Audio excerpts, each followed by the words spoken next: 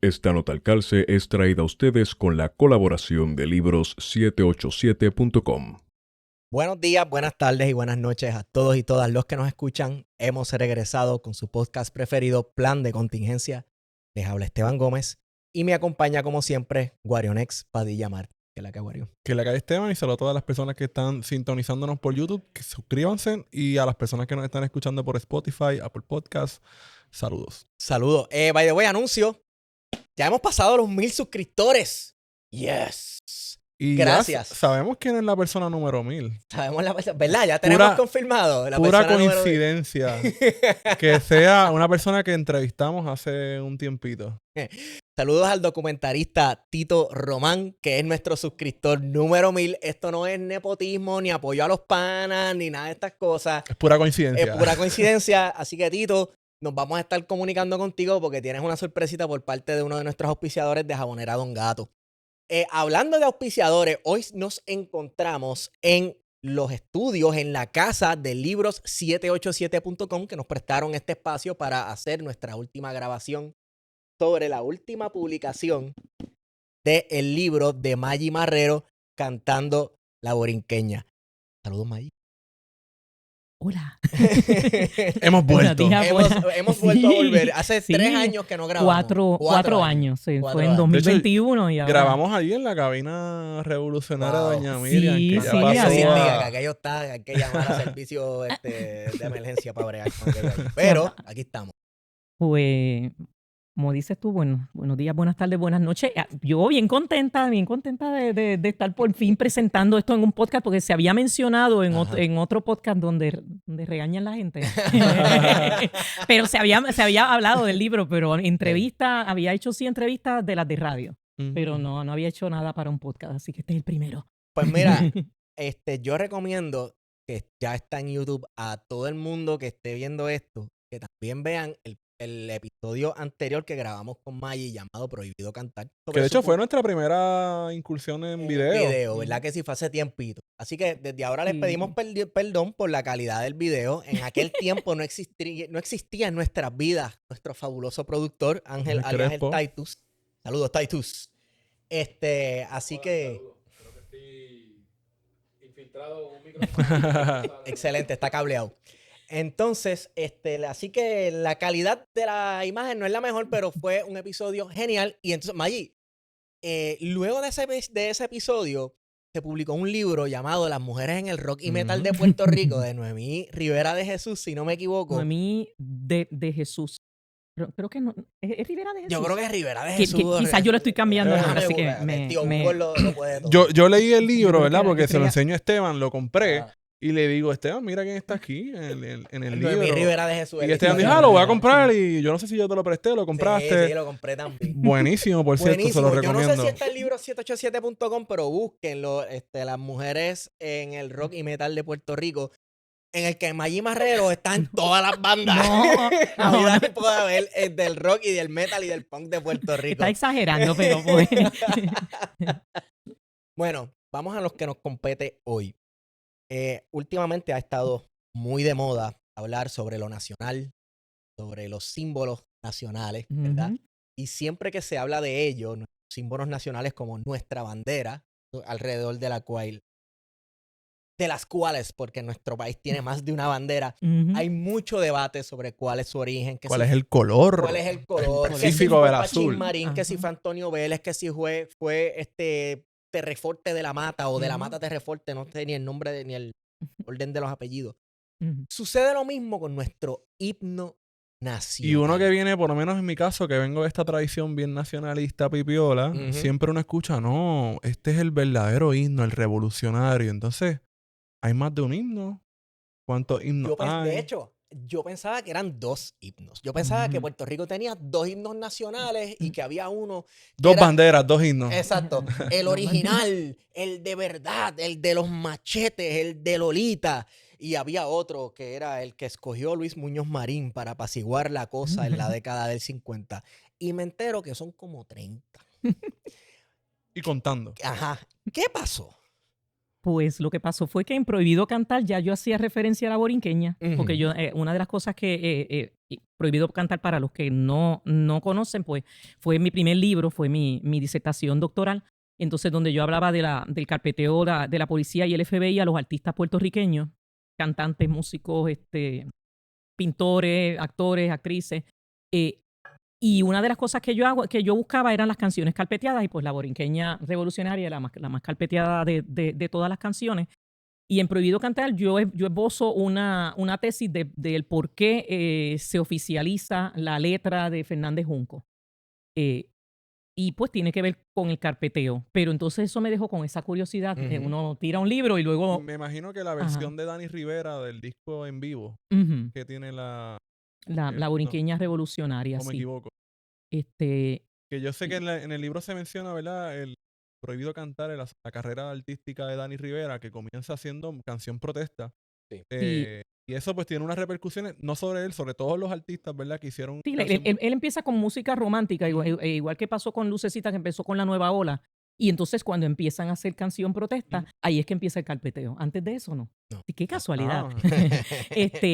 Y sí, en Prohibido Cantar, lo que yo encuentro son unas referencias a Dani Rivera, que cantaba la borinqueña, y entonces aparecía en las carpetas mencionados. Pero sí, yo hablo un poquito, son unas cuantas páginas en Prohibido Cantar sobre el origen de la borinqueña, pero fue bien general. Yo fui maestra de música en algunas escuelas del país, en algunas escuelas públicas hace un montón de años.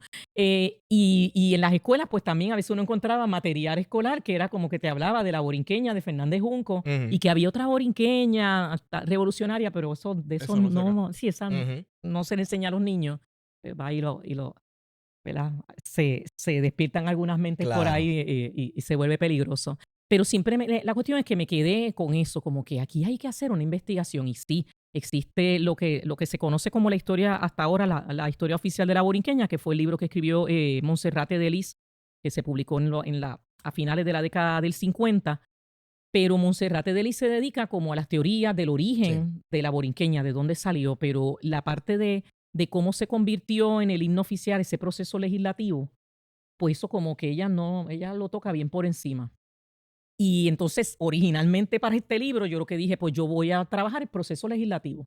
Y de hecho, el primer capítulo que yo escribo es la borinqueña constitucional, que es como el capítulo como número 10, una cosa así. Sí. Yo me fui a escribir sobre la Constitución, porque en ese momento estaba escribiendo un artículo sobre Gilberto Concepción de Gracia para un libro que tiraron de la Interamericana, salió en 2021 el libro, y entonces uno de los muchísimos artículos era mío, y yo estaba trabajando Gilberto Concepción de Gracia y la afirmación cultural y la resistencia cultural en él.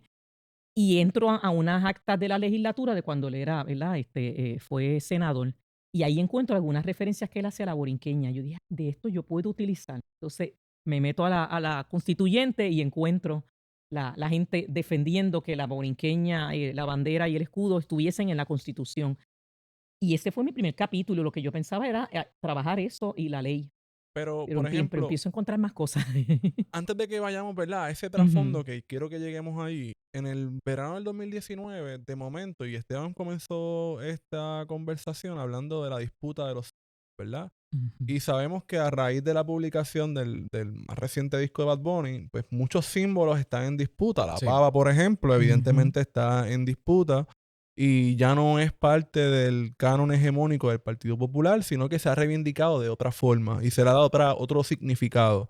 Y lo mismo ocurrió con la bandera a raíz del 2017, cuando se impuso la Junta de Control Fiscal, donde varios sectores, incluyendo organizaciones como la Jornada Se Acabaron las Promesas, presentaron un modelo alterno de la bandera, una bandera negra, ¿verdad? Que de hecho ha tenido una resonancia a nivel mundial. Estuvimos en Chile y vimos la bandera chilena en negra. Vi recientemente la bandera mexicana en negra a raíz del descubrimiento, ¿verdad? De unos asesinatos extrajudiciales que cometió el Estado mexicano no hace tantas décadas. Así que esto ha tenido, ¿verdad?, unas repercusiones internacionales, el asunto de la bandera. Pero en el verano del 2019 pasó algo bien interesante en Fortaleza, y era que de repente se terminaban todas las manifestaciones, la gente cantando la borinqueña revolucionaria, ¿verdad? Y hago ese énfasis. Que era como para poner la Constitución a dormir. Cuando Exacto. se cantaba, todo el mundo sabía Canal que 7. llegó el momento en el que están cantando la borinqueña revolucionaria, ya mismo nos tiran pepper. Sí, y digo, menciono esto, ¿verdad? Porque en el verano del 2019 sí, había muchos sectores que estaban políticamente organizados, ¿verdad? Radicalizados, y uno fue partícipe de ese proceso. Pero el grueso de las personas que estaban allí no necesariamente era gente radical, autoconvocada, y era gente que no necesariamente tenía ese trasfondo típico de la manifestación a la que yo estoy acostumbrado ahí, que es el perfil yupitero, etcétera, ¿verdad? Así que me sorprendió mucho que de momento se reivindicara, ¿verdad? Y era también un reclamo de nos están ocultando una parte de nuestra historia. Sí. Eso tuvo que ver en que tú decidieras estudiar esta parte de la borinqueña. ¿Cuáles son los orígenes de la borinqueña? Pues los orígenes, yo quería hacer la investigación. Desde que ya yo estaba escribiendo Prohibido Cantar, estaba con ese interés. Y sí, el verano del 19 me marcó mucho porque recuerdo que en ese momento, el mismo día que Ricardo Rosselló regresaba del viaje que se había ido y España, ya habían arrestado sí, lo esperamos allá en el aeropuerto.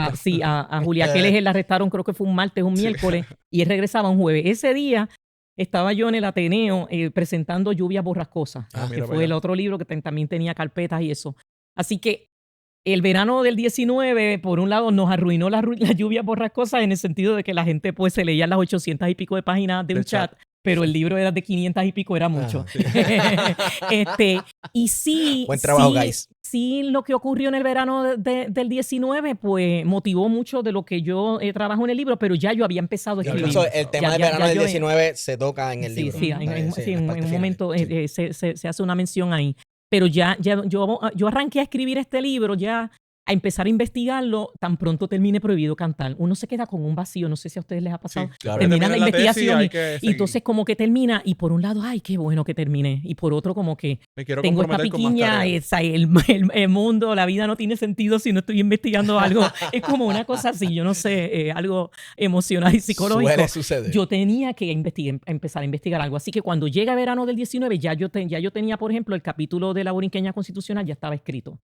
Y yo empiezo a ver lo que pasa ahí. Entonces yo digo, no puedo quedarme con la oficialización nada más porque se debe hablar de cómo se ha usado la borinqueña. Sí. O sea, que este libro se divide en tres partes. Lo terminé dividiendo porque son 15 capítulos. Y uno es los orígenes, lo otro es las interpretaciones. O sea, orígenes, pues, de quién escribió la borinqueña, de dónde surge. Pero las interpretaciones es qué usos le ha dado, qué apropiaciones ha tenido el pueblo hacia esa pieza. Y vamos ahí porque, por ejemplo, una de las cosas que nos dicen desde pequeños, ¿no? La borinqueña es una danza. Ajá. Y uno que ha ido a Ponce, ¿verdad? Que es básicamente la cuna de la danza. Que es una danza. Porque de hecho, me generan más dudas cuando me pongo a leer esa parte específicamente del y la libro. duda viene porque estamos acostumbrados a escuchar, por ejemplo, esto es súper evidente en las peleas de boxeo, que sale el mexicano, o el dominicano, y la mega marcha y un himno súper brutal con trompetas y momentos. Es un choque bien brutal. Así que quizás deberíamos ir a preguntar qué es la danza, Next, y de dónde sale este género musical. Pues hay un capítulo que lo dedico a que se llama La Borinqueña Multicultural. Todos los capítulos empiezan La Borinqueña, así que yo pongo como muchas borinqueñas. Y en La Borinqueña Multicultural es más una historiografía. Ese capítulo es una historiografía sobre la danza puertorriqueña, y la danza es un género musical bailable que se destaca por las síncopas. Las síncopas pues son, para explicarlo, la salsa tiene síncopas. Son este ritmo que es bien diferente al rock. Por ejemplo, un rock que va 4x4. 1, 2, 3, 4, 1, 2, 3. En el caso de la salsa tiene la clave 3-2. Sí. La danza tiene esa clave dentro. Es una clave que está en la bomba, que está en la plena. Lo que pasa es que en la danza, al igual que ocurre con lo que llamamos de la música jíbara, y uno escucha el 4 y dice, no, pues lo que tiene esa herencia africana es la bomba y la plena, ¿no? En la música jíbara está, lo que pasa es que es lo que se le ha llamado el tambor camuflado. En vez de tocarlo un tambor, lo toca el 4. Ya. Entonces, en la danza, eso pues el 4 te está toca. tirando ese ritmo. Ajá, te tiran ese ritmo. Entonces, está como más escondido. No lo toca un tambor, lo toca otro instrumento. Pero sí esa clave está ahí. Entonces no se menciona y omitir eso también es parte de ese blanqueamiento de la música jíbara. Sí. Incluso, sí, eso, pero hay diferentes estudios a nivel de material educativo. Estoy yo pensando en maestros, y en maestros de música y en maestros en general. Hay como un kit, pero realmente son 4 libros y como con unos CDs, unos DVD que tiró William Cepeda. Se me escapa el nombre del libro. Sí, porque son varios libros de varios ensayos. Entonces, incluye los 4 géneros, bomba plena, la llamada música jíbara y la danza puertorriqueña. Dentro de la que, música jíbara, dentro de la que hay un montón de otros subritmos y subgéneros, que eso no se acaba. Pero que cuando uno va a hablar de la música puertorriqueña, realmente tienes que arrancar con la bomba. Sí. Porque los ritmos, ¿verdad?, más antiquísimos son eso. Los demás géneros musicales que uno escucha en Puerto Rico, todos tienen algo de la bomba. Así que la bomba es esa raíz. ¿No? Ajá, sí, tiene esa raíz. Y la danza puertorriqueña tiene eso. Hay diferentes teorías. En el capítulo, pues, hay quienes dicen, pues, ¿verdad? Estas personas que establecen que la danza puertorriqueña es bien hispánica y es toda una herencia hispana. Que es lo que yo pensaba. Es lo que nos hacen pensar, ¿verdad? Sí. Y cuando uno empieza a mirar y ya cuando se ven los trabajos de los musicólogos que han hecho análisis de las partituras de la danza, hay un ejemplo de Luis Manuel Álvarez, que fue profesor de la UPR. Yo tomé clases con él, murió hace unos cuantos años. Y él en la década de los 80, de los 90, hace un análisis de la partitura de la borinqueña y lo compara con la partitura de la bomba bambulaense allá. Y básicamente tiene el mismo patrón rítmico. Y ahí él dice, pues, la danza puertorriqueña tiene de la bomba. Pero también tiene una reminiscencia de la herencia taína por el güiro, el uso del güiro, y obviamente pues de la música española. Hay mucho debate. Sí. Hay unas teorías de que viene del danzón cubano, hay otras teorías de que viene de Venezuela, de que nos llega de esas migraciones a comienzos del siglo XIX. Pero es un género entonces criollo, porque esa mezcla, ¿no? De es un género, sí, es un criollo caribeño. ¿Hay danza en otros lugares del Caribe? Como la danza puertorriqueña, no. Pero hay muchas palabras que se quedaron. Por ejemplo, la danza puertorriqueña se compone de un paseo y de varios merengues. O sea, hay diferentes secciones adentro que se le llaman merengue. Y entonces, sin embargo, en lo que es Haití y la República Dominicana se queda el nombre merengue, pero la música cambia. Es otra cosa. En el caso de Cuba se le llama danzón, pero hay unas similitudes, musicalmente hay unas similitudes. Que no nos vamos a meter en eso, porque entonces eso es para un estudio aparte. Ese es el grueso de los primeros capítulos, que eso es musicología pura. O sea, y reseñando los trabajos de distintos estudiosos de la música, y de verdad que a mí me vuela la mente porque es un tema bien rico, musicalmente hablando y teóricamente hablando. Y para deconstruir uno de los conocimientos que ya uno tenía, ¿verdad? Sí, y yo intento hacerlo de la forma más sencilla posible, porque estoy tomando en consideración que no todo el que lo va a leer es músico. Así que los músicos lo van a entender quizás mal. Para el resto de la gente, pues yo trato de ponerlo en un lenguaje sencillo, que todo el libro yo siempre escribo pensando que Oye, esto es un libro de divulgación. Sí, no es un libro para la academia. Exacto. Tiene la cuestión, ¿verdad? La rigurosidad en las notas al calce. Próxima pregunta, pero es fácil de entender. Yo tengo una curiosidad. La danza, ahora mismo, si yo voy a Ponce a ver una reconstrucción de cómo se bailaba la danza en aquella época, digamos, en el siglo XIX, mediados del siglo XIX o tercer cuarto del siglo XIX, yo pensaría que es una música para gente de alta sociedad. ¿Es una música de alta sociedad o es de las clases populares? ¿Cómo funcionaba esto? Porque es que estoy tratando de llegar a un sitio de quién era que bailaba esta música de la danza. Pues se mete en los salones de la alta sociedad, pero estaba en todas las clases sociales. Y yo pongo mucho ejemplo ahí cuando hablo de los bailes. Habían bailes del baile del casino, ¿verdad? Y la cuestión señorial, pero también en bailes y en fiestas. O sea, que esto era reggaetón. Era como un reggaetón música más, de las obviamente. Más. Pero hay que tomar en consideración que muchos músicos la cuestión de la movilidad social era bien difícil. Si tú eras una persona negra o eras el llamado pardo, ¿verdad? Que podías ser diferentes tonalidades en la piel, pero era, ¿verdad? El negro libre o sus descendientes. Lo que te esperaba era ser artesano o trabajar, ¿verdad? A jornal. Pero también había una posibilidad que era meterte en las milicias. Tú entrabas en la milicia y si tenías una habilidad musical, pues tenías la oportunidad de aprender a leer y escribir, porque cuando lees música, olvídate, vas a aprender a leer. Así que muchos músicos eran descendientes de africanos o eran, ¿verdad? Personas que habían estado esclavizadas y habían comprado su libertad o habían adquirido su libertad. Y entonces esos mismos músicos que tocaban en el batey y que tocaban en la calle eran los que entonces los llamaban a tocar en el salón. Muchos tocaban en una banda militar y también entonces tocaban en una orquesta o en algún conjunto. Okay. Así que ellos buscaban meter ese sabor y ese ritmo que había en otro género que esas clases populares ya interpretaban, se empezó a colar en el salón, pero de una manera estilizada. Claro. Entonces nos transportamos a un salón, sea de alta sociedad o un lugar de jangueo. Supongamos que en el 1860, por decir una fecha, y va a empezar la fiesta. ¿Qué canción abre la fiesta? Bueno, ya para el 1870-75 siempre era la borinqueña. Exacto. Se arrancaba con la borinqueña, inclusive se despedía con la borinqueña. E incluso la tradición ya de la despedida con la borinqueña, yo encuentro esto lo dice Todd en una columna. Roberto H. Todd. Sí. Roberto H. Todd. Que mucho escribió ese hombre sobre esa última etapa del Puerto Rico español, entre comillas. Sí, él vivía en esa nostalgia, pero es interesante porque y en términos de sus posiciones políticas. Claro, sí, interesantísimo. ¿No? Y de los choques que incluso tuvo con músicos.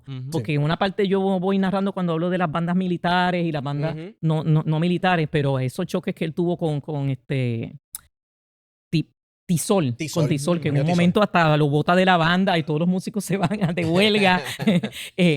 Pero él era, ¿sabes? Encantado con la borinqueña. Sí. Pero entonces era bien interesante cómo las fiestas o una inauguración de un puente, de cualquier celebración, comenzaba con la borinqueña, pero también podía cerrar con la borinqueña. Si cerraba con la borinqueña, por lo general se le eliminaba el paseo. El paseo es la introducción que cuando se toca como himno se le ha quitado, que es la que hace que empieza siempre, por lo menos en las producciones que yo he escuchado, es con un piano rimbombante precioso. Si es una banda, por lo general, a veces el bombardino es el que está, ¿verdad?, al frente.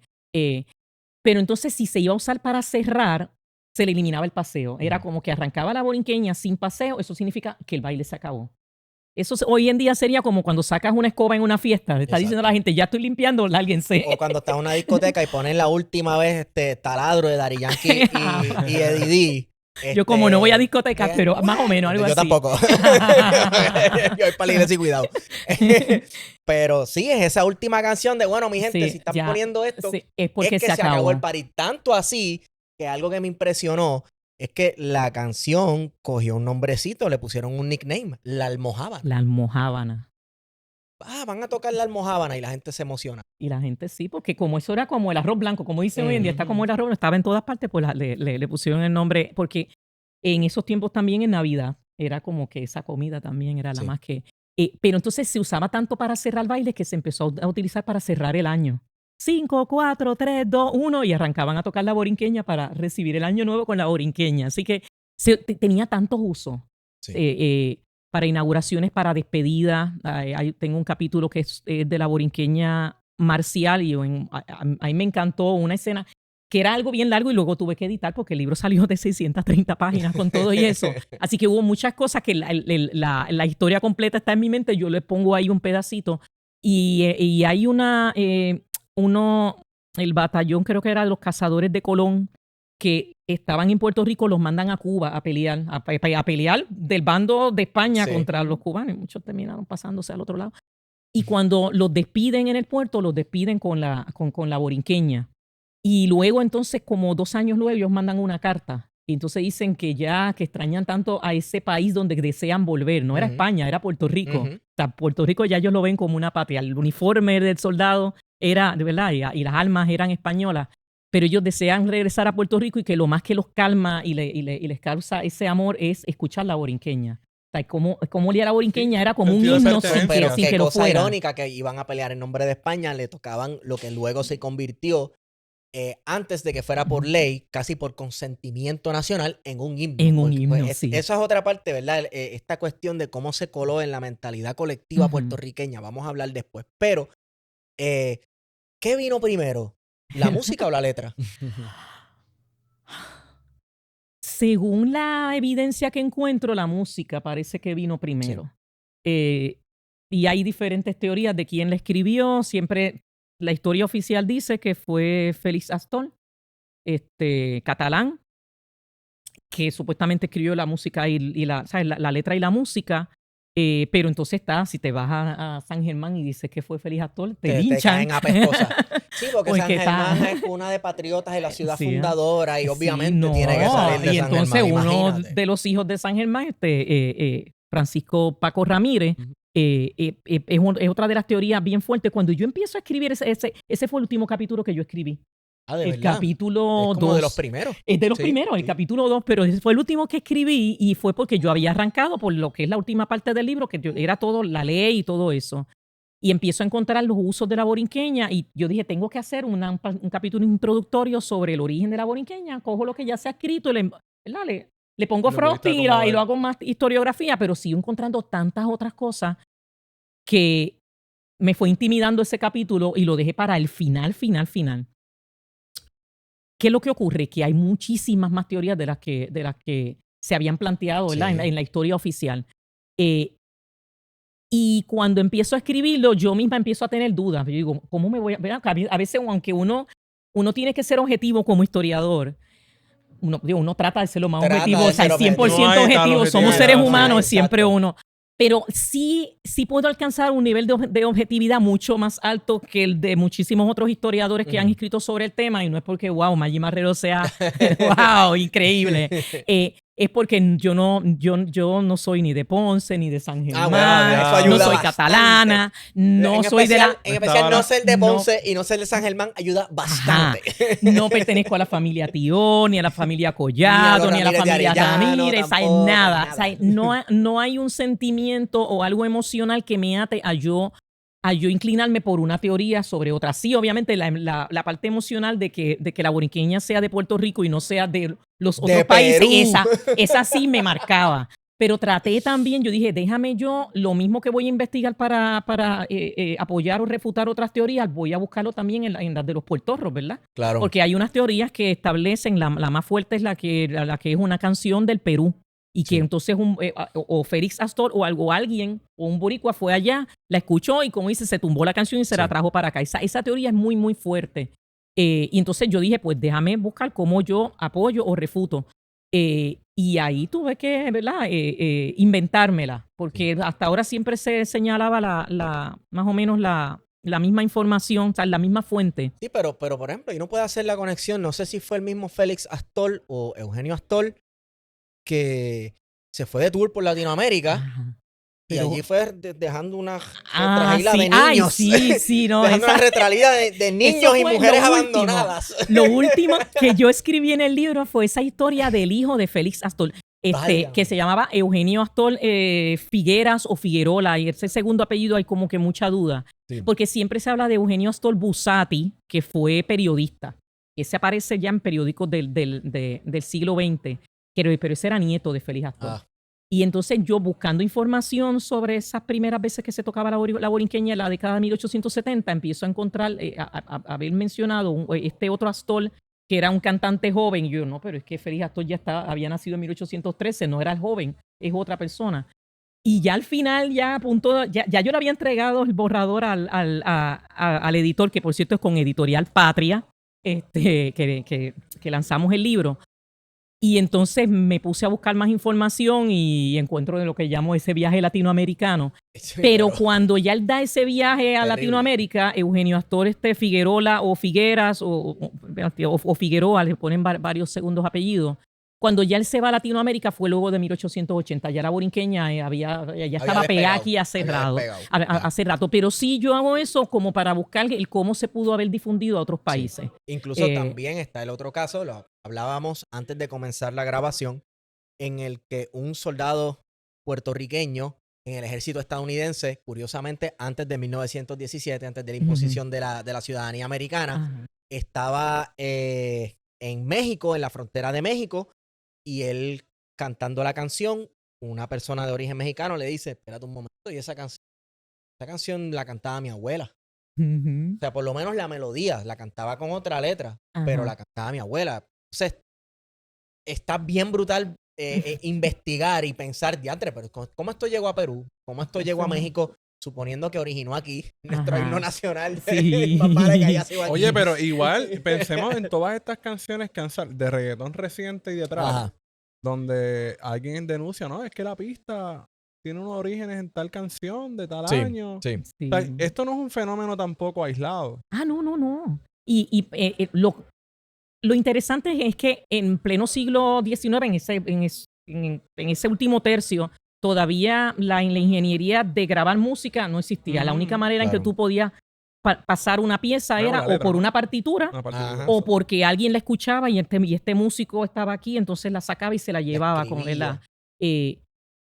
Y entonces poder pasarla de un país a otro, pues sí, pues es lo que está interesante, que ser, ¿no? ¿verdad? Ese tráfico de intercambio. Sí, obviamente tardaría mucho más de lo que tarda ahora. Y de ahí esta cuestión de que, por ejemplo, cuando yo digo, ¿será de Perú? Pues una de las explicaciones que da Monserrate de Lis y que dan, ¿verdad? Que se dan en otra fuente es que en Perú, pues, habían unas compañías alemanas que publicaban partituras. Pues yo digo, pues vamos a ver. Porque entonces el problema es que la versión peruana, que se llama Bellísima Peruana, ninguna de las partituras tiene fecha. ¿Cómo yo puedo saber de qué años son? Yo no puedo por feo, ¿verdad? O por decir, no, son más viejas, son más nuevas. Pues en un momento sí, esto en plena pandemia, yo estaba haciendo mucha investigación, así que no podíamos ir a los archivos tradicionales y aprendí, ¿verdad? Ya uno sabe, pero afiné mi destreza en búsqueda de archivos digitales y me meto en archivos de Alemania, de Francia y gracias, ¿verdad? a las herramientas de tecnología para uno poder hacer la traducción. Porque invierten en su archivística digital y tienen esas cosas al día. Y entonces, pues, por ejemplo, de Alemania, pues yo encuentro unos catálogos de Alemania donde ponían las diferentes empresas que tenían que ver con música que estaban en las Américas. O sea, que eran empresas alemanas que habían puesto, ¿verdad?, alguna sucursal acá en las Américas. Y entonces, pues, por ejemplo, yo le sigo el tracking, como dice, el camino a unas empresas que habían publicado Bellísima Peruana. Pero esas empresas, cuando encuentro, estaban en una fecha que eran, la llegada, por ejemplo, a Perú o a Chile era posterior a que ya la borinqueña ya era un number one hit en Puerto Rico. Así que ya por lo menos uno sabe que esas partituras tienen que ser posteriores a 1870, que ya la pieza era conocida aquí. Así, la manera en que yo voy refutando es buscando así. Y lo otro que también uso es la genealogía, que no es el fuerte mío, así que incluso hago un disclaimer ahí.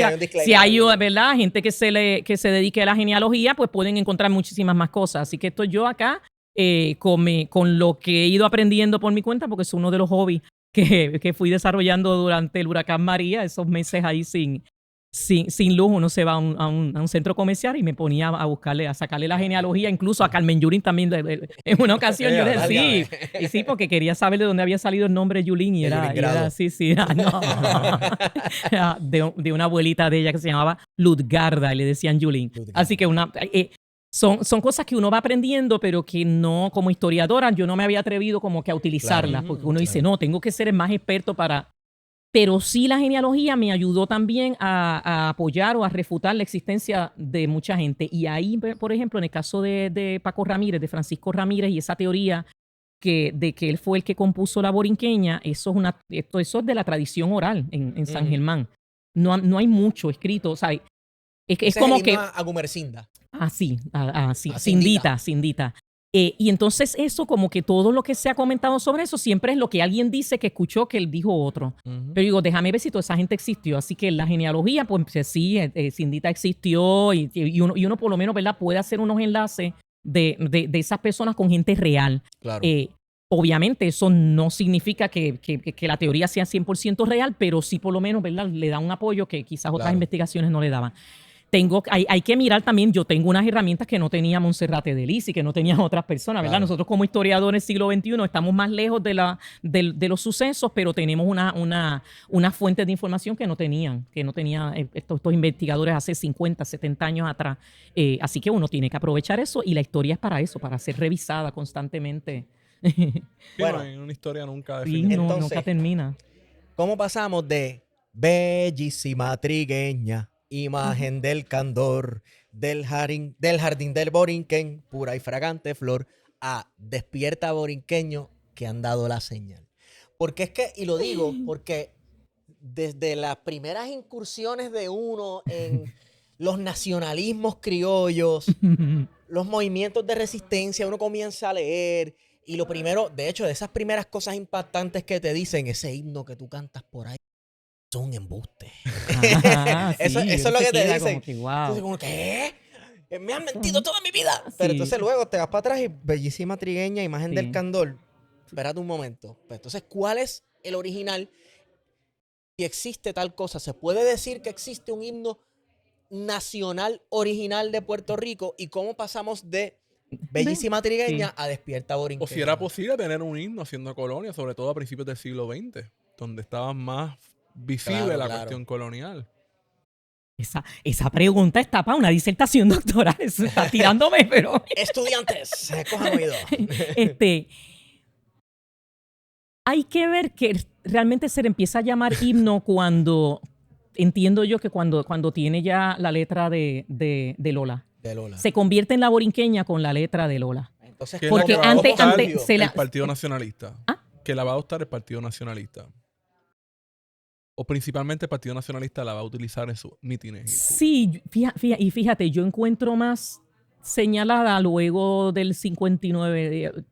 Luego, ya con el MPI, realmente. El MPI fue el que puso la borinqueña revolucionaria en el mapa.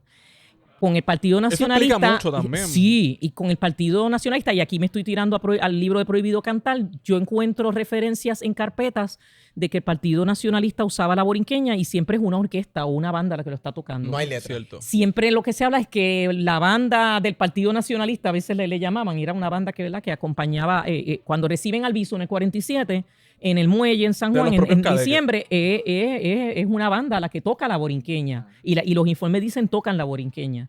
Yo le pregunté a don Heriberto Marín y él hay unas cosas las recuerda bien y otras no. Y él como que dice, casi siempre era instrumental.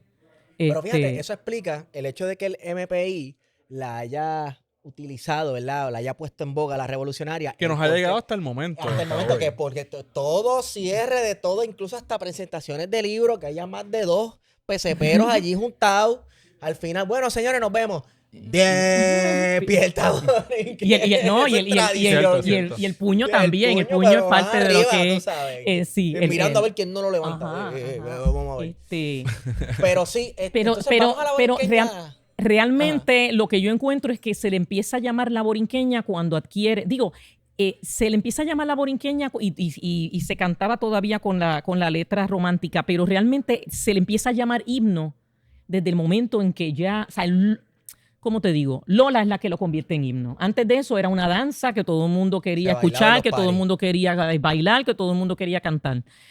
Pero es que es interesante porque ya en 1870 el gobernador Valdrich va a Ponce y allá le dan una serenata con la borinqueña.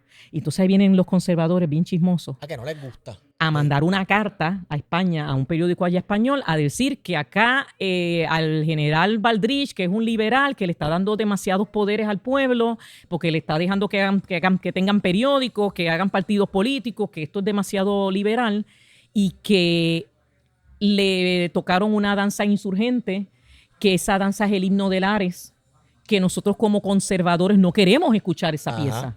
Porque eso es como un insulto para nosotros, esos liberales. En un momento en el libro relatas de cómo luego de Lares la gente tenía que pitar la borinqueña y la pitaba con cuidado. No vaya a ser porque te velaban cuál tú estás pitando, la buena o la mala. Porque si tú la estás tocando instrumental, pues... Exacto, no hay hay el punto ofensa. es que el poder de la música, tú puedes tocar algo instrumental, cualquier canción, y si la canción tiene las palabras oeses, como dicen por ahí, o tiene o es bien radical, tú la tocas instrumental, pero en la mente cada quien, la verdad, la va a tararear o la va a cantar como quiera. Llega un momento en que la persecución es tan grande que la gente empieza a tararearla, a pitarla.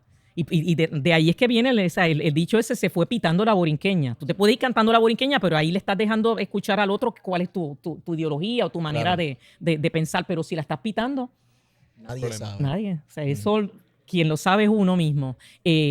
Pero sí, ya de 1870, todos los partidos. Hay un capítulo completo que es de partidos políticos. A la gente que le gusta la parte de la política.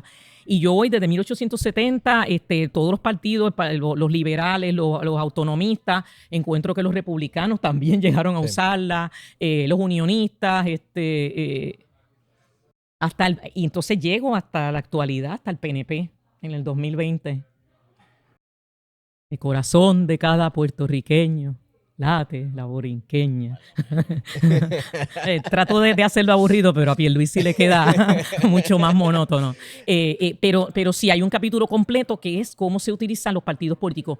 Pero lo que veo es que realmente Lola es la que la convierte, al ponerle la letra revolucionaria, es que la gente le empieza a llamar himno, aunque se tocara instrumental. Inclusive, hablando del himno revolucionario de la borinqueña, hay más de una borinqueña revolucionaria. Eso es uno de los hallazgos que más me dejó ya. Ya yo había encontrado como que algunas variantes. Por lo general sabemos que está la borinqueña revolucionaria que se cantan en todas las actividades, que cantaban en la FUPI, que cantaban en el PCP, en el PIB. Y en otras organizaciones que no necesariamente son de partido.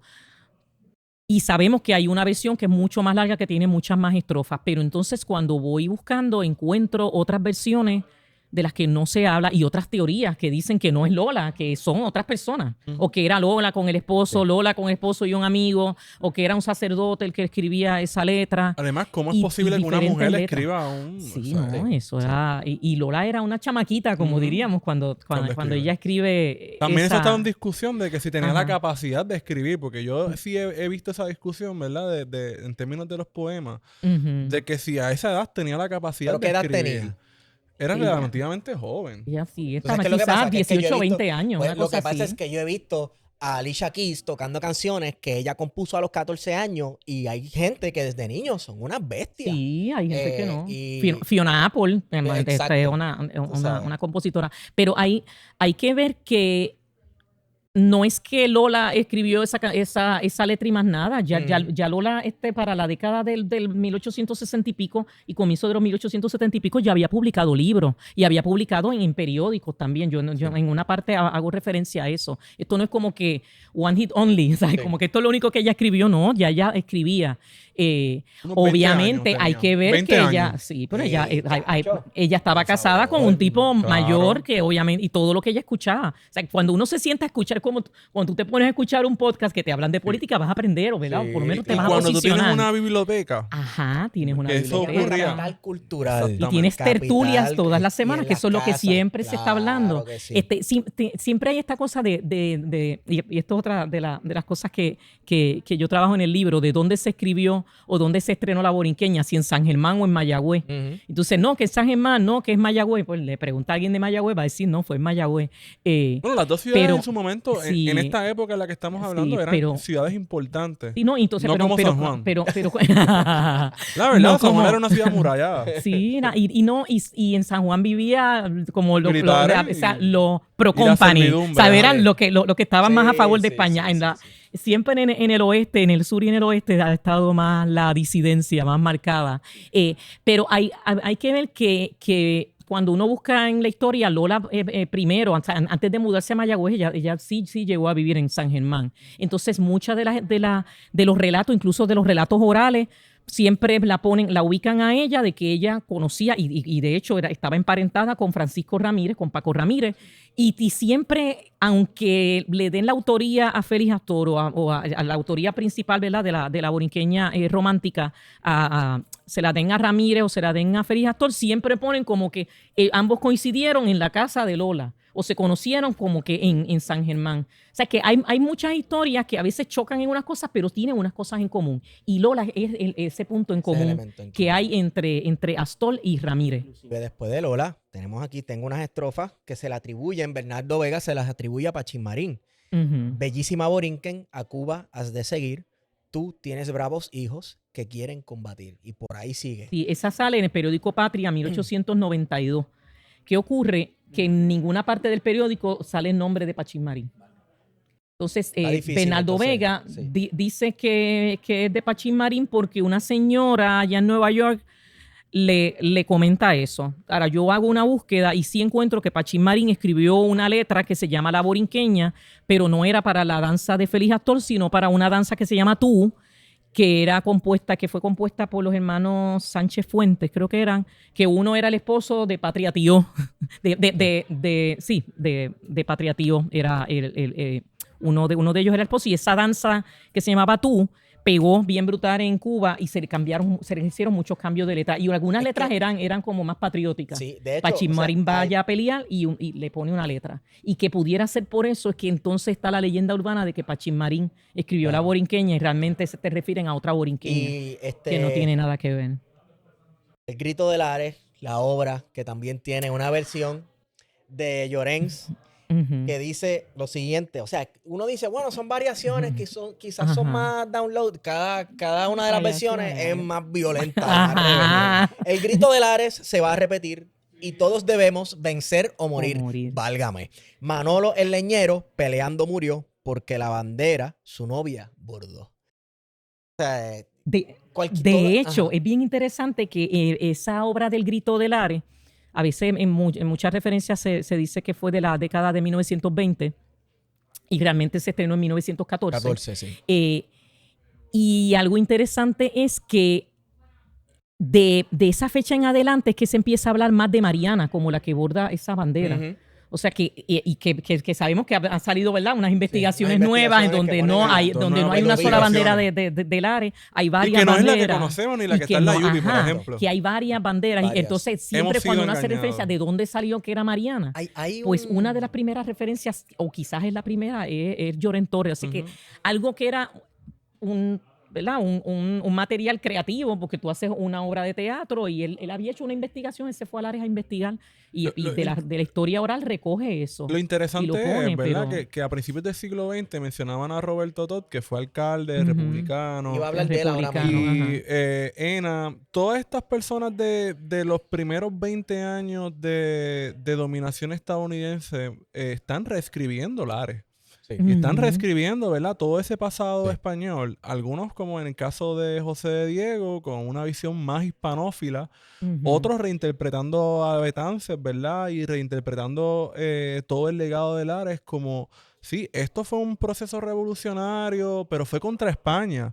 Esos ideales de Lares son compatibles con la nación americana y con todo este nuevo proyecto de americanización. Así que es bien interesante ese debate en términos historiográficos lo recoge el fenecido profesor Mario Cancel en sus dos trabajos de Laberinto, que están muy buenos, ¿verdad?, porque conectan con lo que estás trayendo, ¿verdad?, porque vemos a un Lloren Torres haciendo esta búsqueda, ¿verdad?, en ese pasado para ver entonces a quién le voy a adjudicar la autoría. Lo mismo pasa con la bandera. Hablando de Roberto H. Todd, ahí en la década del 30, una discusión con Antonio Vélez Alvarado, que ya está decrépito para esta época, en la que Roberto H. Todd le dice, pero no fuiste tú el que hizo la bandera, no fuiste tú, fue ¿cómo es que se llama? Juan Mata Terreforte, si no me equivoco, es que los viros, los apellidos siempre, eso siempre lo hago. Entonces, claro, todo por hacer una aproximación, si quién sabe si la bandera de Lares, no, la bandera ya, la que se utilizó luego en el Estado Libre Asociado con otra tonalidad de azul y que está en disputa hasta hoy, es para ver de qué ideología, entre comillas, política era quien ideó la bandera de Puerto Rico, si era anexionista a los Estados Unidos, si era separatista, ¿verdad? Cosas que se dan hasta el sol de hoy con los colores de la bandera, el azul marino, el azul clarito, el azul esto, el azul lo otro. Pero que en aquel momento ser separatista, ¿verdad? Porque ese era el... Sí, porque el calificativo era separatista, pero el separatismo incluye un montón de cosas. Montón de Anexionistas, independentistas, ¿verdad? Autonomistas, ¿verdad? O sea, el separatismo era algo bien extenso y bien diverso. Bien diverso, tanto así que en la Junta... Pero había causa común. Había causa común, y en la Junta Revolucionaria, ¿verdad? De la sección de Puerto Rico, el Partido Revolucionario Cubano de Nueva York, había anexionistas, había separatistas, había autonomistas, había de todo. No, Julio Ena y Betance eran mejores amigos, básicamente. Alfonso Schomburg también estuvo allí. O sea, era un panorama político bien variado y bien complicadito. Imposible. Pero es bien interesante como uno ve que ya a finales del siglo no es solamente luchar por la independencia de Puerto Rico, sino que tenemos que tener unos símbolos. Claro. Y ese símbolo incluía la bandera, pero también bandera. incluía un escudo. Pero, Cuando ya yo hablo de la ley del himno, en ese mismo capítulo, ya en la parte final del libro, en ese mismo capítulo hablo de que en 1895 se diseña un escudo. Era un escudo revolucionario, nunca se llegó a usar, ese se quedó. Pero es interesante no es que de la palma, la bandera... Tiene una palma real. Ese tiene dos banderas de Puerto Rico. Hay una ilustración en el libro. Luego viene el escudo intruso, que se viene entre 1902 y 1903. Siempre se me escapa esa fecha. Este estuvo como hasta 1905, hasta que entonces que no recibió, se vuelve al sello de... Sí, y era... ese era, ¿verdad? José de Diego lo que decía era que era un disparate heráldico, una cosa así.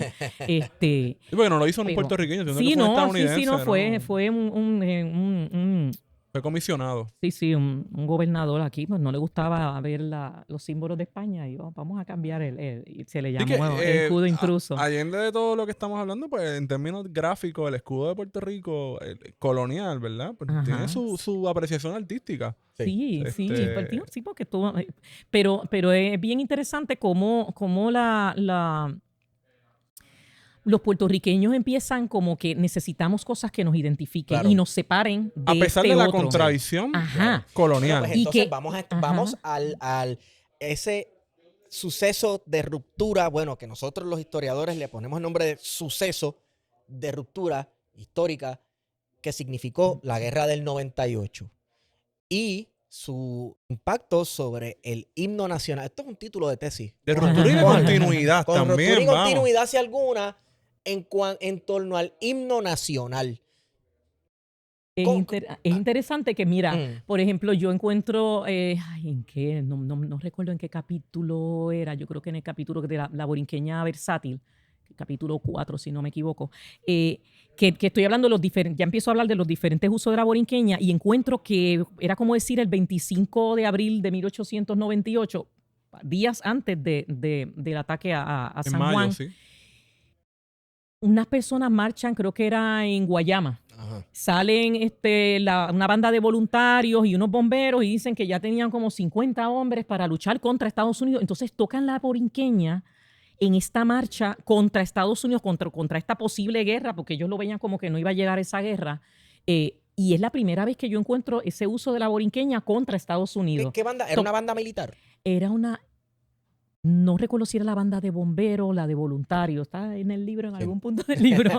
Son tantas cosas, son muchas microhistorias. Hay que comprarlo, es lo que pasa. Cuando, lo leen ustedes. Y esto en una nota al calce de lo que estábamos hablando ahorita de la obra de teatro que se llama El himno de Lares, de Lloren Torres. Sí. Buscando información sobre esa obra, encontré algo que no iba buscando, que eso es la cosa más maravillosa cuando uno es historiador. Voy buscando esto y de momento me encuentro esto otro y ¡wow! ¡Qué chévere!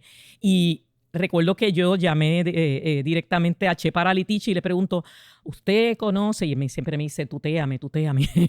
Digo, ¿conoces el compositor del himno de Lares? Y me dice, no, eso Llorén se le olvidó, se perdió el nombre, nadie sabe. Y yo lo encontré, no voy a decir el nombre, pero eso está ahí y eso por más de 100 años el nombre de esa persona estuvo perdido, tiene un apellido que se parece al de un político que queremos mucho.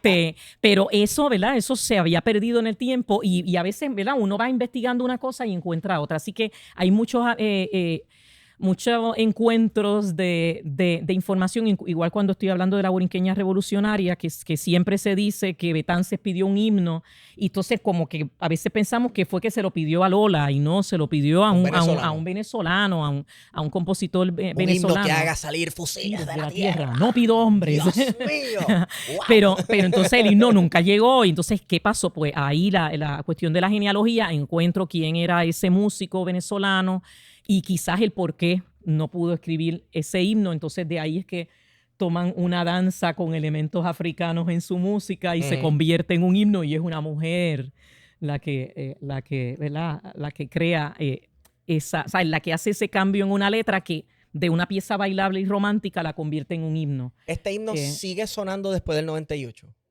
Sí. O sea, Es más, no hubo prohibición. no.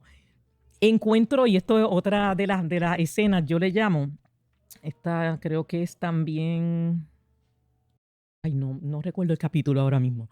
Se da una pelea entre un bombero de Ponce y un soldado americano. Esto es como decir en noviembre de 1898. Todavía el Tratado de París no se había firmado. No se había firmado.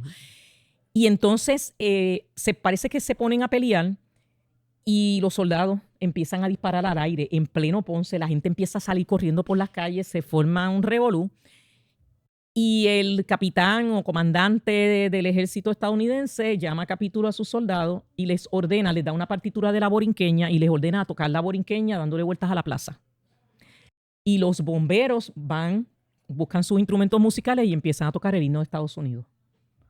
En un momento se da, ese es el capítulo de la borinqueña marcial. Fue en que nació Luis Muñoz Marín. Ahí se considera Luis Muñoz Marín. Pero es como un origin story de Lela. Es bien interesante cómo estos recién llegados se dan cuenta que esa música tiene un poder para apaciguar a la gente. Hay algo en esa melodía, en ese ritmo, en esa hermosa pieza que hace que los puertorros la escuchen y como que se tranquilizan, y qué cool. Es como cuando viene un artista extranjero y se tira la bandera de Puerto Rico encima, exacto, y todo el mundo ¡ah! ¡Coqui, arroz con habichuela! Empiezan a aplaudir. Sí. O dice gracias, y todo el mundo ¡ay! Hablo en español. Pues lo mismo, tocaban la borinqueña y como que wow, mira, tocaron la borinqueña. Y entonces veo que al principio los mismos americanos como que, mira, esta es esa música regional que a ellos les gusta. Y no había como una prohibición como tal. Pero sí se empiezan a dar también estas protestas que encuentro como quien dice que sería, no sé si el tatarabuelo de Tito Kayak, este tipo que como decía en 1902, 1903, cada vez que ve una bandera de Estados Unidos la bajaba. Y entonces era una protesta, entonces eso sale en los periódicos. Así que se empiezan también a dar esas demostraciones.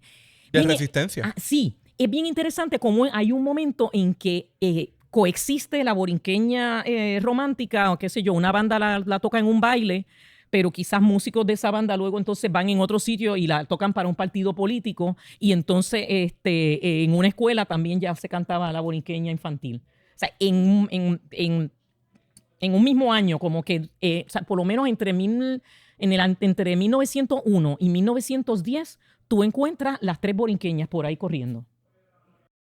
Se usa de manera revolucionaria, se usa para protestar, se usa para bailar y celebrar, y se usa también en las escuelas, porque ya era la de Fernández Junco viene a surgir para 1901 en un libro infantil, que ¿verdad? Se nos está quedando esa fuera porque es la menos divertida, ¿verdad? Pero es importante ver eso, que habían pasado más de 30 años con la borinqueña revolucionaria y con la romántica, y entonces esta viene mucho luego. Y viene con unas intenciones que a veces, haciendo la investigación, pues dejé de tenerle este rencor, odio a Fernández Junco, porque yo creo que ¿verdad? No enseña eso. Este tipo le puso una letra como bien dócil, es que bien tonta, y como mujer, que él, por eso, pero estoy hablando de la tierra de Borinquen. Claro, sí. Pero entonces, como que nos hacen pensar que él lo hizo con la intención de opacar lo que era la borinqueña revolucionaria. Él era amigo de Lola Rodríguez de Tío. Eso no, ¿verdad? No se puede borrar. Y la intención de Fernández Junco siempre fue con la niñez. Uno busca la historia de Fernández Junco, él llega a Puerto Rico como a los 10, 11 años, lo mandan en un barco, la familia Español. lo manda para acá. No tengo muy claro, porque eso como que nunca queda muy claro si era huérfano o es que la pobreza que tenían allá en España lo mandan a vivir con unos tíos, algo así, acá en Puerto Rico. O sea que él básicamente se cría como si fuera un niño huérfano. No tiene la oportunidad de estudiar formalmente, pero sí se convierte en periodista y escribe mucho. Y toda la lucha de él era por la niñez. De hecho, él monta un orfelinato. De ahí que está la Casa Fernández Junco, ¿verdad? Está inspirada en él. Así que él escribió muchos libros para niños. O sea, no es como que él escribió esa borinqueña infantil, no. Él se pasaba escribiendo cuentos, poemas para niños. Era todo la cuestión de la educación de los niños. Con la invasión estadounidense, él se pone vamos a defender el español. Y ahí es que empieza a escribir más. Pero era todo, la idea de él era que el español siguiera siendo el idioma. Y entonces, como esa canción era la más pegada, pues cogemos la canción, entonces que los nenes la canten, porque ya la toca todo el mundo, que los nenes la canten con esta música, con esta letra en español, que no es las letras románticas, que los niños quizás no la dejaban cantar, la revolucionaria, pues para que los nenes la puedan seguir cantando. Sí. Pero no, realmente uno ve, y en el prólogo del libro donde él publica esa canción originalmente, tú no ves ninguna intención antirrevolucionaria, nada, ¿no? Y realmente era... entonces eso como que cambió mi percepción hacia él. O sea, entonces quizás... tenemos que odiar más a Muñoz Marín, entonces. Sí, pregúntale a Eduardo Lalo. Sabemos la respuesta. Pero es interesante, ¿verdad? Porque este es el momento, ese proceso de americanización que comienza en 1900 con las escuelas, que comienzan a construirse escuelas públicas en diferentes lugares de Puerto Rico, implicaba también el juramento a la bandera de Estados Unidos y el himno. Sí. De Estados Unidos. Entonces, yo sé que esto fue, sobre todo, hasta los años 40. Hasta que, no sé si hasta 46 o 47, que se cambia esa ley. Esa ley, sí. Para que entonces la educación sea en español. Porque eso fue antes del 52. Y sabemos, por ejemplo, la lucha de Inés María Mendoza, que todo el mundo siempre la vincula, ¿verdad?, con Luis Muñoz Marín, claro. Sí, pero ella por fue lo menos muy importante. Hizo algo bueno. La expulsaron, de hecho, de la Escuela Central de Santurce, precisamente por defender el español, ¿verdad? Junto a un grupo de maestras y maestros que dieron esa batalla en aquel momento. Pero a lo que quería llegar era que de alguna manera hubo mucha resistencia. Los maestros fueron los más que establecieron esa resistencia. Bien interesante cómo maestros y estudiantes en la historia de Puerto Rico, pero por lo menos ya, ¿verdad? Pienso en Pello Merced, por ejemplo. Claro. Ya en este siglo americano, ¿verdad? De 1898 para acá, como tanto estudiantes y como los maestros de las escuelas eran los que establecían la resistencia de una manera sutil. No necesariamente vamos a protestar y vamos a salir marchando en contra de que nos obliguen a enseñar en inglés, sino como que vamos a celebrar el Día de Washington. Y entonces hay un capítulo de la borinqueña infantil que se habla de la borinqueña Fernández Junco, pero comienza con todas las celebraciones del Día del Árbol, el Día de la Bandera de Estados Unidos, el Día de Washington, todas las celebraciones que tenían que ver con Estados Unidos, y los niños hacen un programita y un poema que se llama El Achita y un montón de canciones de Washington, y de momento salen cantando la borinqueña. O sea, la borinqueña se metía, y se ve que los maestros, o sea, hay una narración de una maestra, no me acuerdo si era en Utuado, y da un discurso, ¿no? Y que ya pronto vamos a hacer territorio, y entonces vamos a hacer un estado, pero después la misma maestra se pone a cantar la borinqueña. Entonces tú dices, espérate, era como que el discurso es, porque para las gradas, ¿verdad? Claro. Para que no me vayan a votar, pero a la hora de la verdad, la borinqueña, los maestros, los niños la incluían en los programas. O sea que no fue un solo sector del país. Otra cosa que busqué presentar en el libro es el uso de la borinqueña en muchísimos pueblos. Esto no era un fenómeno de Ponce o de Mayagüez o de San Germán o de San Juan. Uno encuentra ejemplos de que esta persona se va a ir a vivir a Culebra, le tocan la borinqueña en el puerto para despedirlo. Encuentro la Primera Guerra Mundial. Cuando los soldados puertorriqueños los empiezan a reclutar y los chamaquitos tienen que presentarse en todos los pueblos, los despedían con la borinqueña y es la misma escena. Es una escena bien emotiva. Pues ponen las madres llorando, los muchachos haciéndose como que soy el más fuerte, no me va a pasar nada. Y siempre uno el que está tocando la borinqueña. La más conmovedora es en Vieques.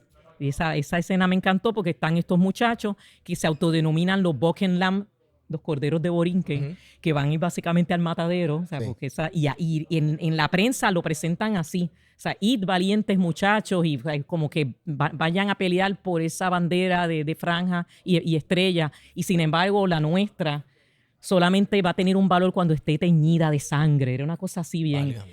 Y entonces uno ve, y eso es 1916, 1917, cuando regresan de la guerra también se hacen recibimientos con la borinqueña. A mí, pues, ese capítulo me tocó mucho porque en mi familia cercana, ¿verdad? Mi núcleo familiar y mi familia cercana, no tengo parientes, ¿verdad? O amistades bien cercanas que estén en el ejército. Y uno siempre a veces, la gente que se mete en el ejército es porque son vendepatria o porque son, a veces, ¿verdad? A veces nos hacen pensar eso. Y uno ve como esos soldados desde los tiempos de España, el uniforme y las armas españolas, pero el amor era Puerto Rico. Pero en mi comité del PIB en Cabo Rojo, la mayoría era gente veterana. Sí, bueno, pero está el veterano que fue reclutado, ¿verdad? Con una...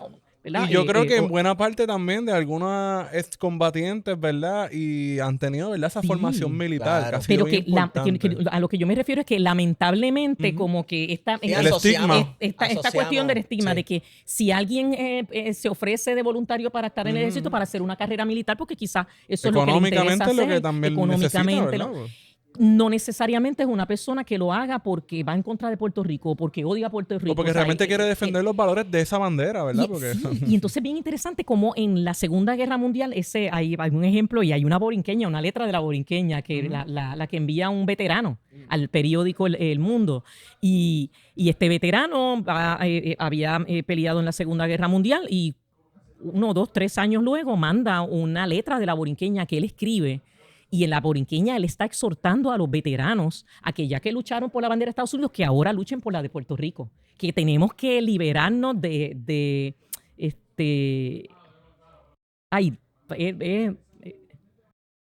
sé yo, qué invasor. Son unas palabras fuertes. Sí. Es una letra bien nacionalista. Y el que la escribe es un veterano.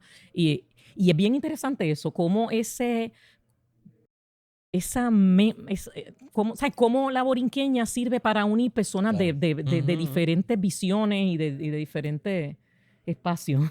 Entonces, yo creo que a la última sección de esta discusión, algo sucede con estos símbolos nacionales que por mucho tiempo sirvieron de indicadores de identidad, símbolos de resistencia. Algo sucede con ellos cuando se institucionalizan. Y hablemos entonces de la institucionalización de nuestro. Uno lo ve, uno se da cuenta en la constituyente de por dónde va la línea.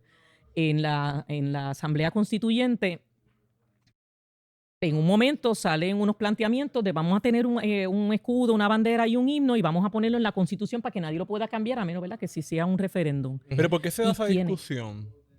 Se da esa discusión porque entre las propuestas, o sea, cuando se hace la constituyente, pues hay gente que dice, pues, mira, vamos a hacer que exista el derecho a la huelga, que existan diferentes cosas. Y de momento alguien dijo, mira, puede haber un himno.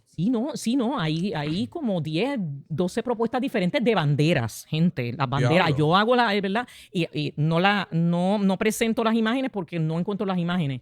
Pero, por ejemplo, hay una persona que dice, vamos a hacer que la bandera de Puerto Rico sea el fondo azul con el escudo de Puerto Rico en el medio. Sí. Otra que la bandera de Puerto Rico sea la que conocemos, pero en vez de la estrella, que sea el escudo.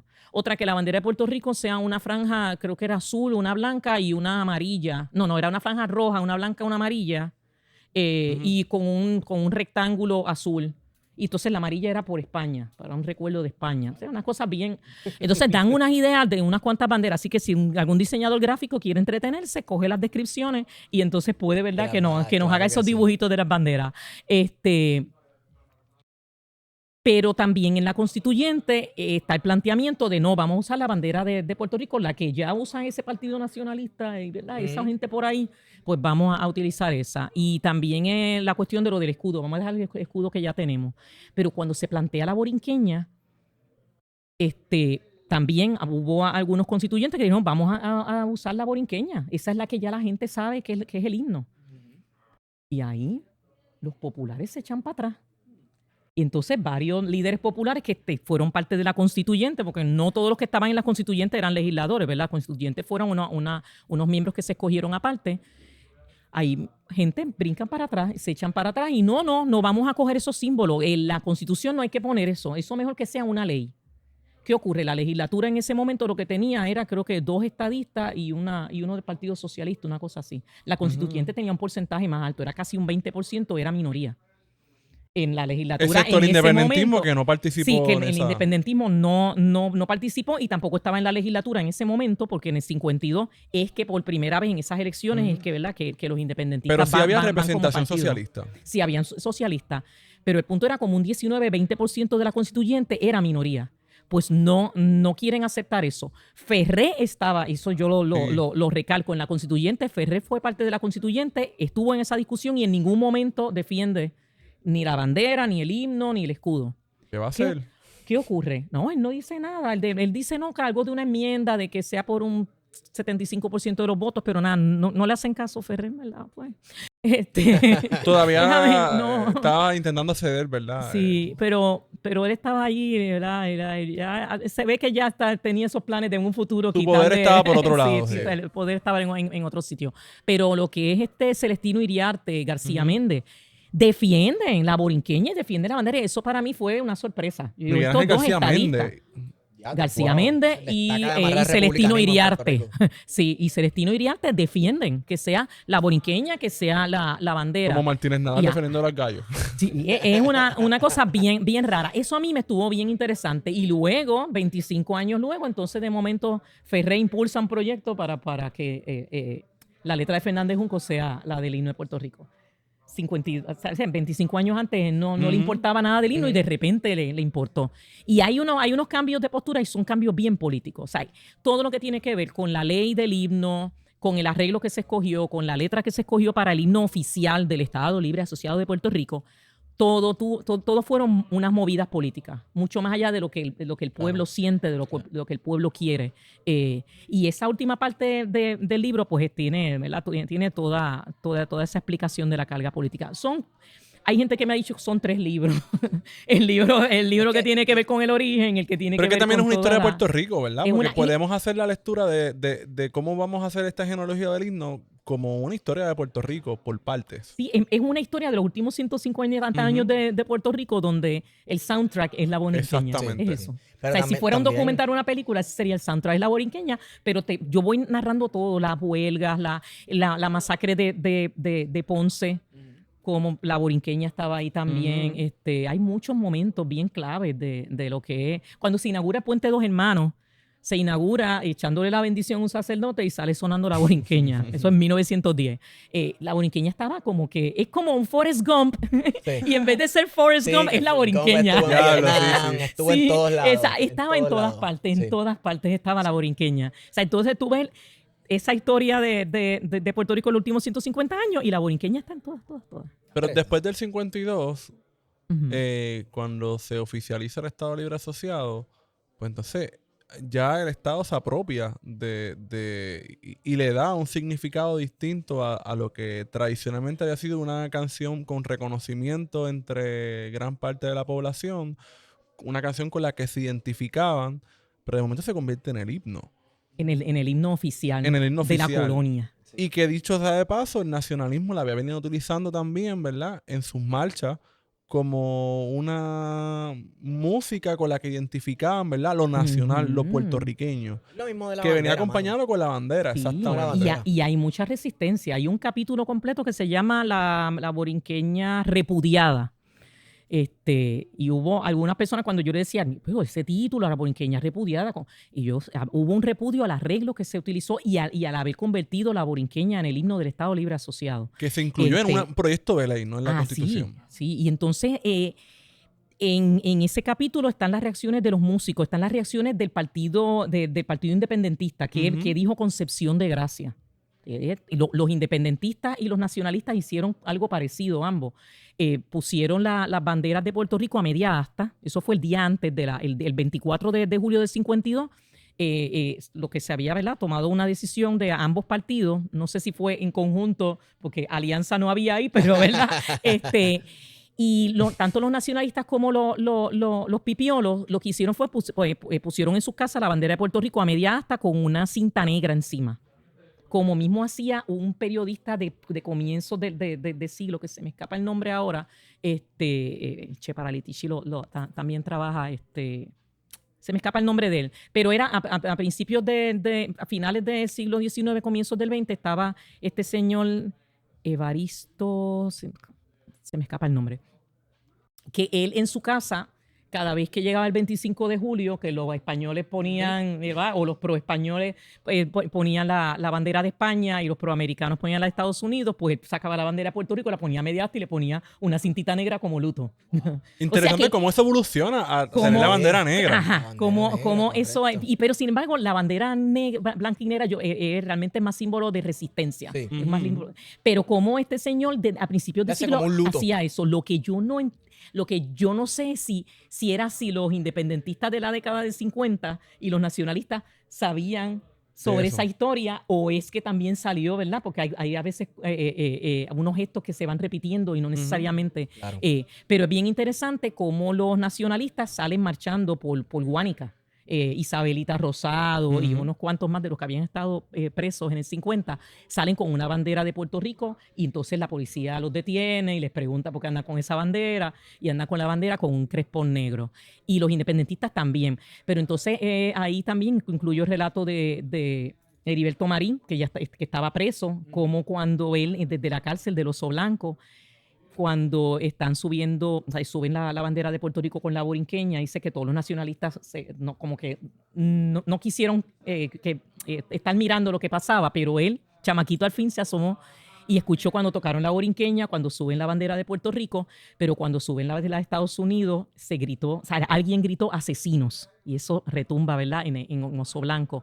Hay otro relato de Albizu. Albizu estaba en La Princesa cuando el Estado Libre Asociado, y entonces como los días siguientes pues lo dejaban salir a la azotea y estaba la bandera de Puerto Rico colocada ahí, la bandera por la que él había estado preso, por la que él estaba preso, ¿verdad? Por la que él había estado.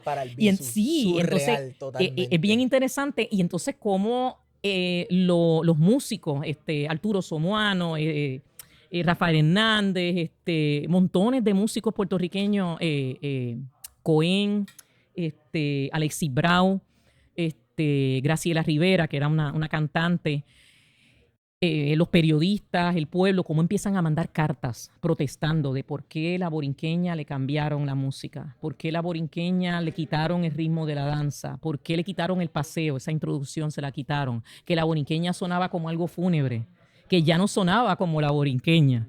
Y luego entonces hay un último capítulo donde ya uno se da cuenta por qué cambió la borinqueña. Hay unas teorías, cosas que nadie, ¿verdad?, que nadie había sacado y que yo no iba buscando, que las descubro también de casualidad.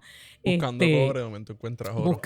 Buscando otras cosas uno termina... así que los últimos capítulos son medianovelas. En un momento damos un salto otra vez a 1916 para poder comprender ese presente de 1952. Hablando de eso, del 52, es impresionante cuánto del Puerto Rico que nosotros conocemos hoy, lo que nosotros tomamos por dado como símbolos nacionales, cómo funciona nuestra realidad puertorriqueña, cómo funciona el Estado y el país, cuánto de eso se desprende del capricho de un montón de populares. Ajá. Y de estadistas también, en el caso claro, de la aprobación de la letra oficial sí, en el 77. Es increíble. Sí. Y uno se da cuenta, el bipartidismo no va a estar contento con el libro. Así que, pero sé que pues que... cómprelo. Es bien interesante también los movimientos de las personas en los diferentes partidos. Hay un ejemplo en el Partido Unión cuando Albizu estaba en el Partido Unión. Entonces coincide con Ramos Antonini. Sí. Y en un momento era como que Albizu no sé si era Ramos Antonini. Albizu era vicepresidente del partido, el otro era presidente, eran de los vicepresidentes en Ponce. Ambos ponceños, ambos abogados, ambos negros. Es bien y interesante. Entonces, como la borinqueña los mantiene, los pone a ellos los mismo mandaban juntos lugar a iniciar las células nuevas del Partido Unión en barrios y municipios distintos. Uno daba el discurso de apertura y el otro daba el de cierre. Entonces eran como que los más panas, tú sabes, eran como que, y luego cómo se separan, ¿verdad? Cada hay uno un sigue site, hay un site que hizo yo creo que un nieto de Ernesto Ramos Antonini, en el que hay unos discursos de Ramos Antonini y puedes escuchar su voz y puedes ver cómo gesticula. Sí, hay que ver si esa ahí está todavía, porque a veces yo he entrado y como que aparece y desaparece. Y tú te das cuenta, hay un discurso que él da en la Universidad Interamericana de San Germán. Yo creo que es la Interamericana o es la Católica de Ponce. Puede ser que sea en la Interamericana, se Pero llamaba Instituto vieja, Politécnico, algo así exacto. se llamaba. En la década del 60, yo creo. pues Exacto. Empezando el 60, pues muere el 60. La Católica más o menos de los 50 para acá. El punto es que tú lo miras hablar, como gesticula y como habla, y las pausas, y tú dices, este tipo militó en el Partido Unión con Albizu. Sí. Estos dos aprendieron a hablar juntos. Sí, no. Aprendieron a hablar juntos. Es que el gran problema de Ramos Antonini era que era popular. Sí. Diablo. Te preguntas a Eduardo Lalo, te va a decir eso, su problema era que popular. Bueno, Esteban me enseñó hace un tiempo ajá. de algo de claridad en una de las manifestaciones bien temprano en los 60 que le hacen una protesta a Doña Fela y estaba también Ramos Antonini. Sí. Y a los dos le dicen que eran unos abochornados nacionalistas. Y lo que pasa es que cuenta en su libro La protesta armada el otro lado, porque en el periódico hay una reseña pequeña, no dice los nombres de las personas, dice unos desafectados nacionalistas. Cuenta Félix Ojeda el chisme completo. El chisme completo con nombre y apellido, que fue él que tenía un cartel y gritándole improperios a Ramos Antonini, adiós, que tú no eras de esto y de lo otro. Sí, no, y ahí se dieron muchas cosas. Las vueltas que da la vida. Sí. Las vueltas que da la vida. Pero fíjate, le he cogido cariño a la figura de Ramos Antonini porque trabajo ya unos añitos en la colección de Ramos Antonini en el Archivo General de Puerto Rico. Y era un tipo bien interesante. Un tipo bien inteligente. Bien inteligente. Era popular. Y el problema, incluso es que a mí me... Otra cosa, estamos hablando de Albizu, Ramos Antonini, ¿quién más es de Ponce en esta época? ¿Ferré? Bueno, Ferré. Sí, pero el contraste tan no, grande. Pero la relación musical. Sí. Es bien interesante porque... y esto fue en una de las biografías que hay de Ramos Antonini, no recuerdo cuál de los libros. Entonces ponían que Ramos Antonini cuando estaba en la tiraera contra Ferré, siempre hablaba de lo malo que Ferré tocaba el piano. Y es que Ferré aprendió a tocar el piano con la familia de Ramos Antonini. Esa familia de Ferré tenía, sí, por eso tenía dinero y pagaban para que el nene cogiera sus clases de música. Y Ferré aprendió a tocar el piano. Pero a veces nos vende la idea de que el tipo era no era un virtuoso, era un nene que tenía chavo y lo pusieron a coger. Pero es que, ¿sabes? Ramos Antonini era mucho más músico, tocaba piano, tocaba violín. Y entonces Silva entonces un montón de pegaba ese vellón de que él de familia de músico y que el otro era supuestamente ese era el discurso de qué sé yo, cuántas razones por las que Puerto Rico no debe votar por Luisa Ferré. Uno de esos discursos del de 900. No recuerdo cuál era, pero el punto era que entre ellos había una tiradera, se conocían desde niños. Pero a mí la figura de Ramos Antonini siempre me ha llamado mucho la atención porque yo estudié en la Libre de Música. En la Libre de Música de Atorrey tenemos, ¿verdad? una escultura, un monumento a Ramos Antonini allí. Que, digo, la diferencia entre monumento y escultura. El monumento lo pones para que sea admirado. Sí. Pero aquí ponen unos monumentos a la Molao y él fue el autor. Y a Ponce de León y eso que pues cuando yo digo... yo siempre digo, bájenlo del pedestal. No es que lo destruyan, pónganlo en un museo, ¿verdad? Pero a nivel de la tierra. Está puesto en la escuela, pero es porque obviamente fue el creador de las escuelas libres de música. Sí, fue uno de los que impulsó, ¿verdad? La misma orquesta sinfónica. Y el mismo festival también, Pablo Casal, que también generó mucha discusión en esa época. Siempre, y qué loco que se le llama Pablo Casal, pero realmente hubo un grupo de puertorriqueños que impulsaron esa creación de los movimientos que tenían que ver con la cultura y la música. Estuvo Nilita Vientos Gastón, estuvo el mismo, sí. ¿Cómo es que se llama? Y hubo mucha resistencia, porque uno se pone a revisar ahí las posiciones de don Gilberto Concepción de Gracia eran en contra, y con mucha razón también. Sin embargo, hay algunos discursos de Concepción de Gracia, ya siendo senador, en los que sí por un lado critica, pero por otro lado, pues mira que se le dé espacio a los puertorriqueños. Hubo estos músicos que establecían la resistencia, por ejemplo, a Mauri Vera, y está este cuento, y todos los que han sido alumnos de Amaury Veray. Yo no tuve, ¿verdad?, esa dicha de poder ser estudiante de él. Él daba clase en el conservatorio. Y Amaury Veray, durante esa época, pues por ejemplo, si la Sinfónica iba a tocar alguna pieza de él y la pieza tenía, no sé, un solo de flauta o de violín, lo que fuese, Amaury Veray ponía en la partitura que quien iba a tocar el solo era el segundo violín o la segunda flauta de la Sinfónica. No era la primera. ¿Y por qué? Porque era un momento en que la Sinfónica, todos los músicos que era el músico principal, eran extranjeros. Sí. Entonces, Amaury Veray, por fastidiar nada más, pues para que esto lo toque un puertorriqueño, yo voy a poner en la partitura que no es el concertino, por ejemplo, no es el primer violín, es el segundo el que lo tiene que tocar, porque él sabía que el segundo era un puertorriqueño. Así que donde quiera, ¿verdad?, que ha habido esta cuestión de ponerle tropiezo a los puertorriqueños, siempre sale otro puertorriqueño, ¿verdad? Ahí anda es que yo creo que él es Chelo. Va a casarse en la década del 50. Dando bandazos tocando. No. Ahora mismo así. No, pues, a mí se me escapa el nombre, pero sí, se los consigo. Lo luego tiramos sí, por la sí, página lo tiras por la página. Yo creo que podemos ir cerrando, ¿verdad? Podemos cerrar, sí. Podemos ir cerrando, podemos hablar 3 horas más, pero... Sí, no, se pueden hablar muchas cosas de las borinqueñas. Exacto. ¿Cuál de las borinqueñas te...? Digo, hay una que no quiero que se mencione, que ya está casi al final, pero hay un punto culminante que... bueno. que esa es la borinqueña que yo le dediqué a mi amigo Eduardo Lalo. No, a mí me impresionó la borinqueña, las versiones de la borinqueña que mencionan a Cuba. O sea, sí. Que un himno nacional te mencione. Empiece mencionándote otro país. Sí. Es impactante y te dice mucho de la cercanía y relación que había en los movimientos revolucionarios de ambos países. Y deja uno pensando tanto esta cuestión de que España estuviese mandando puertorriqueños a pelear contra los cubanos. Y entonces cuando ese himno tenía... Claro, es una parecido a hermandad, es como cuando una ICE pone a puertorriqueños a deportar a los dominicanos aquí en Puerto Rico, es algo casi igual de ridículo. Sí, igual de doloroso a la misma vez, Claro. porque como que... No, y ese sentimiento cómo persiste hasta hoy, ¿verdad? Ese sentimiento mutuo de ambas islas, Cuba, Puerto Rico. Bueno, Lola está todavía en el cementerio Colón, en La Habana. Sí, como hay una como un relación. ejemplo, ¿verdad?, de que todavía esa relación está ahí. Hay mucho trabajo que hacer. Hay mucho trabajo que hacer. Fíjate tú, hay otro elemento, fíjate, que nos une con Cuba la cuestión de esos movimientos revolucionarios y en muchos otros aspectos con Dominicana. Mucha de la zahorria conservadora que salió de Dominicana en un momento vino para acá y en estos días Siendo presidente. Exacto.